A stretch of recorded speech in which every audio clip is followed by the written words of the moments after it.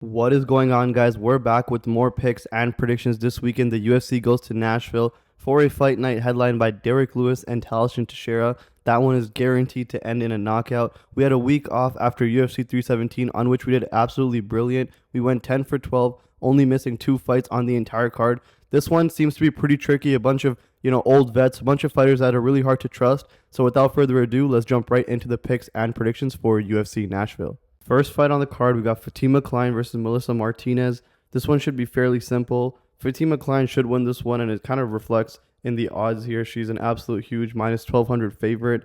I don't know if I'd really play this. I think the question really here is that will Kline find a finish, or will this fight go all the way? It's minus 166 on the over 2.5.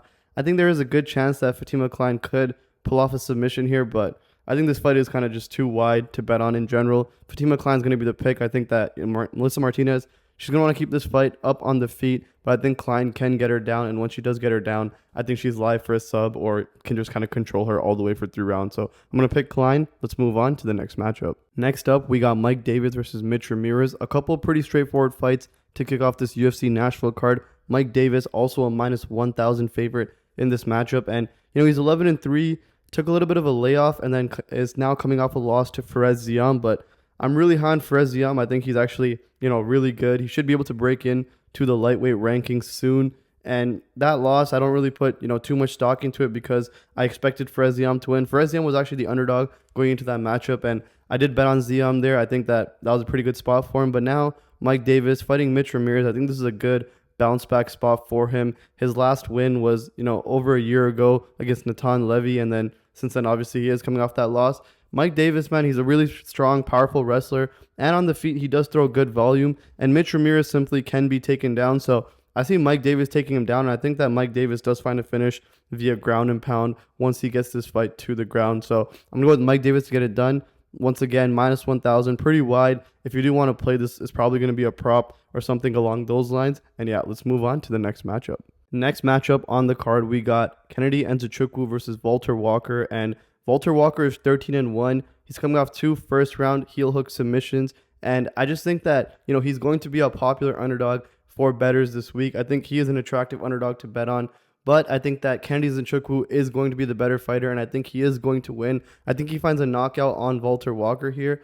One thing to note about Valter Walker, though, is that he had a loss in his UFC debut to Lucas Brzeski, and in that loss, he did look like a fat slob heavyweight, but since then, in his next 2 fights, he's really had, a positive body transformation, has looked good, clearly taking his career pretty seriously, so that is obviously something good if you are on the Valter Walker side.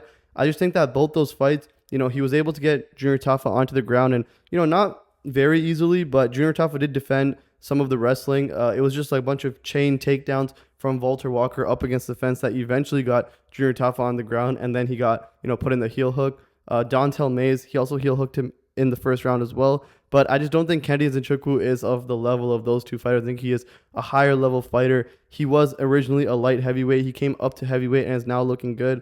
And if you also want to do a little bit of MMA math, Kennedy Nzechukwu destroyed Lucas Brzeski in his last fight, and that's a loss on Valter Walker's record.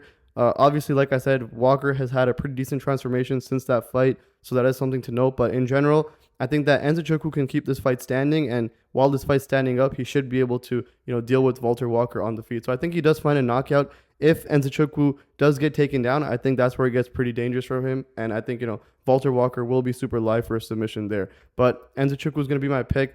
I think these odds are to some degree playable, but it's going to be interesting to see if he does get the takedown or not on the Walker side. And yeah, let's move on to the next matchup. Next fight on the card, we got Lauren Murphy versus Eduarda Moura, and Eduarda Moura is 11-1. She is the favorite going into this matchup, pretty big favorite, and I think she does get this one done.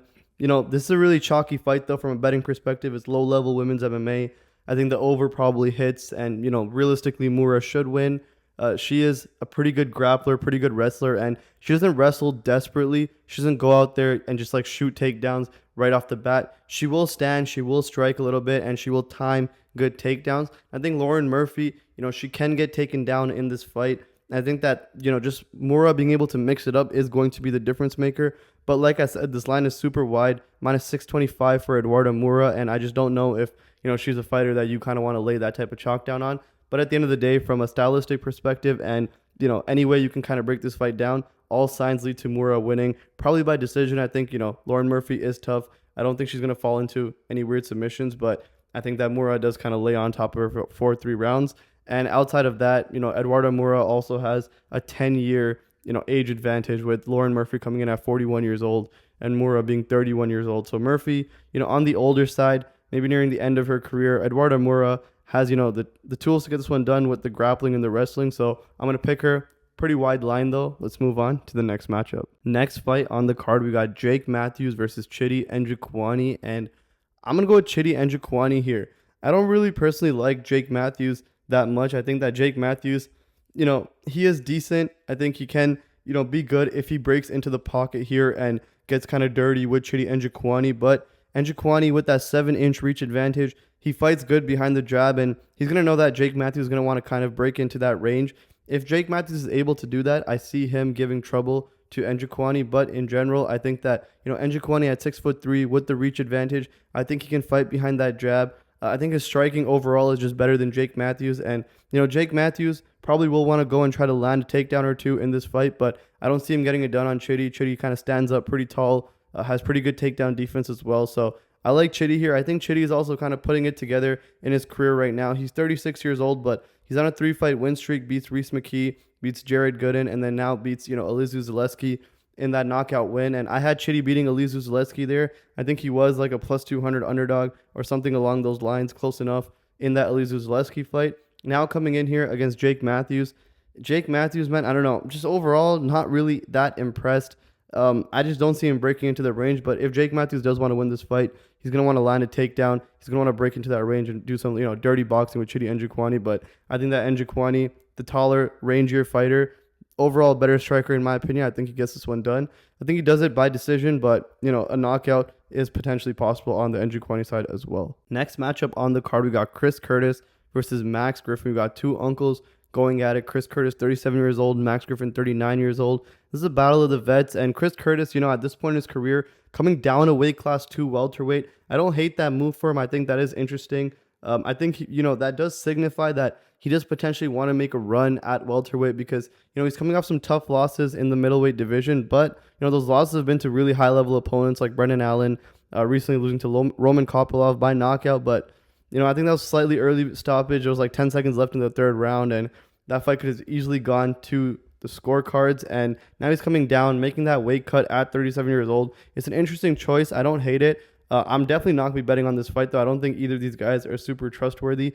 I'm going to pick Chris Curtis, though. I think he's just overall more proven as an MMA fighter. He has, a ton of losses, but so does Max Griffin. And, Chris Curtis's losses just happen to be to higher level opponents. He's kind of made it a little bit further, made a better push in the UFC than Max Griffin has. One thing to note, though, is that, this is going to be a kickboxing fight. And Max Griffin, he tends to lose fights when there is like a bunch of wrestling coming his way. And in normal kickboxing fights, Max Griffin tends to do pretty well. I think this is going to be a kickboxing fight. I think Chris Curtis throws a little bit more volume and, like I said, a little bit more proven, but definitely don't trust any of these guys. At minus 300, I wouldn't be touching Chris Curtis anyways. Maybe a spread bet on Max Griffin is interesting because I don't see Chris Curtis 30-27 like anyone, to be completely honest. Yeah, but I'm going to pick Curtis. I think overall he should squeak out a decision here. I don't see anyone getting knocked out. I think Griffin's pretty tough, and I don't think Chris Curtis gets knocked out in this matchup. So I'm going to go with Chris Curtis, though, but super close fight. It's really hard to trust either of these guys. Let's move on to the next matchup. Next matchup on the card, we got the main card opener of Junior Tafa and Tuko Tokkos. Can't believe this is a main card fight, to be honest. This is just kind of the state of UFC fight nights in 2025. But Junior Tafa, man, 6-3, coming off that win to Sean Sharaf. Sean Sharaf on short notice, making his UFC debut. And this is just really low-level MMA fighters in general. Tuko Tokkos, 0-2 in the UFC. Still looking for his first win, but, fought Umar C, the fraud. Got rear naked choked in the first round. Then he lost to Navajo Sterling by decision. So he's been a massive underdog in both the fights that he has fought within the UFC. And now coming up against Junior Tafa, still an underdog, but slightly closer. And I just think that, Tuko Tokkos trains at a pretty high-level gym. He himself isn't the highest level of fighter, but Junior Tafa is someone that we've just seen, not really be that serious in his UFC career. And he does get, he had that fight where he got taken down a bunch of times by Muhammad Usman, who's trash. he knocked out Parker Porter, and then, he gets screwed over. Not screwed over. He gets knocked out by Marcos Rogerio de Lima, who, that probably should have happened. He gets submissioned by Valter Walker in the first round. Then he knocks out Sean Sharaf, and, a pretty back and forth fight. And Sean Sharaf, not the best of fighters, just made his UFC debut on short notice to go up against Junior Tafa. So now that he's fighting against Tuko Tokkos, I think that Tokkos, he's also trash, I'm not going to lie, but I think he can bring some wrestling to the table. And I also just think that, he could be in here fighting for his UFC career. He's 0-2.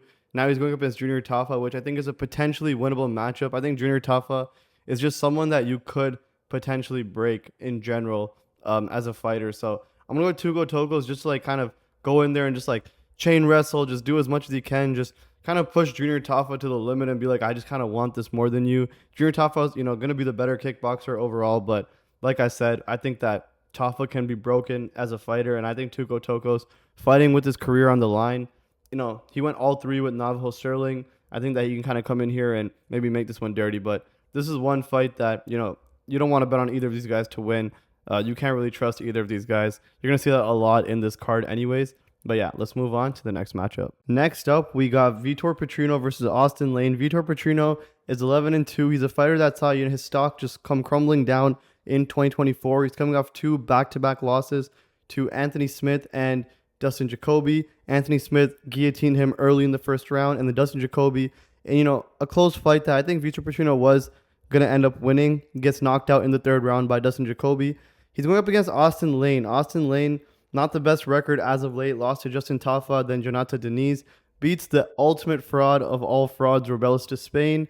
And then, comes off a loss to Mario Pinto, who made his UFC debut. And Mario Pinto, pretty good prospect. I think he will, do good things in the heavyweight division. But that Austen Lane fight versus Mario Pinto, Austen Lane picks up round 1, drops Mario Pinto in round 1, and just looks absolutely massive in that fight. So that's something to be interested in going into this matchup, because Vitor Petrino is going to be a heavy favorite here. He's minus 650. He's, looking to bounce back. He already got fraud checked a couple times. Austen Lane is not the best fighter. He does lose a lot. Vitor Petrino is now also coming up from light heavyweight to heavyweight. And, heavyweight's probably like the least skilled division. Light heavyweights definitely have more skill than heavyweights. And a lot of fighters do well making that jump up from light heavyweight to heavyweight. But, Vitor Petrino clearly showing some durability issues. The guillotine, that is what it is, but then gets knocked out by Dustin Jacoby. And Austen Lane, man, he's going to be massive compared to Vitor Petrino here. That's something that I am worried about. Petrino, 6'2". Lane's going to be 6'6". Lane's definitely going to weigh more as well than him. And, Lane can hit hard. I mean, he's at the end of the day, he's going to be like a 250-pounder hitting you. He's going to be able to kind of put you away. And Vitor Petrino, I mean, he's a better fighter. I'm going to pick Vitor Petrino to win. But that size advantage that Lane's going to have could be interesting. Lane also going to shoot takedowns and stuff in this fight for sure. So that's going to be interesting to see. Vitor Petrino, is he going to be able to use his strength to stay upright? Maybe Lane can just kind of bully ball him to the ground. That is potentially possible. But overall, Petrino, the much better fighter than Austen Lane. He should be able to kind of knock Austen Lane out here, to be completely honest. But we saw Mario Pinto, who I think is a very talented striker, get knocked down by Austen Lane. And Austen Lane just looking huge against Pinto, who is, I think, a traditional heavyweight. So, Vitor Petrino, man, good fighter, should make a comeback here. But I would not touch him. I would not put chalk on him at minus 650. I think that Lane can be huge. And to be honest, I think if you're putting a little bit of money down on Austen Lane here, it's probably a good idea. I'm still going to pick who I think wins. So I'm going to go with Petrino. But I think betting Austen Lane here is not a terrible shout. Next up, we got Nate Landwehr versus Morgan Charriere. And I've had a pretty bad read on Morgan Charriere throughout his career. I did pick him to beat Chepe Mariscal. I picked him to beat Gabriel Miranda, but then I also picked him to beat Nathaniel Wood, and he's lost 2 out of 3 of those fights. The Mariscal one was close. People argue that he could have won, but I think the fight was too close to kind of call it robbery. Miranda he beat, but let's be real, that's not really that impressive because Miranda's so one-dimensional.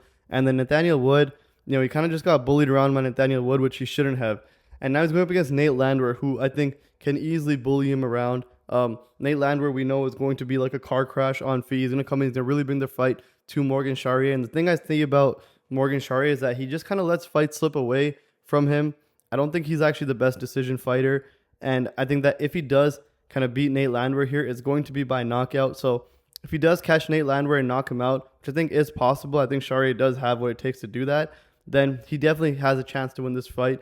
But if the fight goes all three, I think Landwehr is just going to bring the fight to him, and Charriere might just let it slip. Maybe the pick's a little bit biased here based off of, the way Charriere has done me in his last couple of fights, but I think that Nate Landwehr could potentially come out here and, at the underdog odds, just go in there and just like really make Charriere work and, come through with the win. So I'm going to pick Nate Landwehr, but I think that, there's not really a fight to bet on for sure. Don't really trust it. Nate Landwehr, also 37 years old, but his UFC record, he has some better wins, some more notable names. He's beaten like a Darren Elkins. He's beaten Ludovic Kline, David Onama. These are names that are pretty decent to beat. On the other side, you have Morgan Charriere, who he does get wins, but his wins aren't really notable at all. And then he does well in losses, and that's kind of where a lot of the stock in Charriere comes from. But I can't really put stock in Charriere for losing fights close. So I'm going to go with Nate Landwehr here. Let's move on to the next matchup. Up next, we got Calvin Kattar versus Steve Garcia. And I'm going to go ahead and pick Calvin Kattar here to win this one. I think that, the New England cartel is going to make a little bit of a comeback. Calvin Kattar, 0-4 in his last 4 fights. But, the competition he's facing is super high level. Josh Emmett, then an Arnold Allen, then Aljamain Sterling, Youssef Zalal, who's on a tear right now. And in that Youssef Zalal fight, Kattar did not look bad. Zalal wasn't able to really take Kattar down whatsoever. He was moving around a lot, obviously used his youth to beat Kattar in that fight. But I don't think that Steve Garcia is coming in with that type of movement like a Youssef Zalal. I don't know if Steve Garcia is really just running away from Calvin Kattar and, just kind of point fighting him and letting Kattar let the fight slip away. I think that, Steve Garcia is going to kind of come in here and bring the fight to Calvin Kattar. And I think overall, Calvin Kattar just more talented of a striker, better with his jab, just can do better on the feet than a Steve Garcia. Obviously, Garcia is showing immense power on that 5-win, knockout streak, just absolutely brutalizing people. And he's going to be younger at 33 years old to Kattar's 37. But at the end of the day, I think that, Calvin Kattar has the tools to beat a Steve Garcia. If you saw this fight a couple years ago and you saw Calvin Kattar at the plus 115 mark, you would kind of take that with all the money you have in your bank account. So I'm going to go with Calvin Kattar here. I think that while he is on this big skid, at the end of the day, his UFC career might also be on the line here. If he goes down 0-5, he might just be done with fighting. And I think that Steve Garcia, while someone who does show immense power, I think when it comes from a skill-to-skill level, Calvin Kattar does have him on the feet. And Calvin Kattar has never been knocked out either. He's taken some big shots, never been knocked out, went all the way with Max Holloway. Then he has that one loss, which is stated as a knockout, which is to Arnold Allen, but that was actually a knee injury. He didn't actually get knocked out by Arnold Allen. So outside of that, I think that Kattar has been, very durable throughout his career. Steve Garcia is bringing that menacing power to the matchup, but overall, I think that Kattar can outvolume him. I think Kattar can outstrike him, and if Garcia can't put Kattar away, then I see Kattar winning this one on the card. So I'm going to go with Calvin Kattar here. At the underdog odds, it is even more attractive there. And yeah, let's move on to the next matchup. Up next in the co-main event, we got Stephen Wonderboy Thompson versus Gabriel Bonfim, and I'm going to go with Gabriel Bonfim here. Now, Stephen Wonderboy Thompson, obviously we know who he is. He's a legend, great karate-style fighter, really good on the feet, throws, good volume, is able to use those kicks very, very effectively.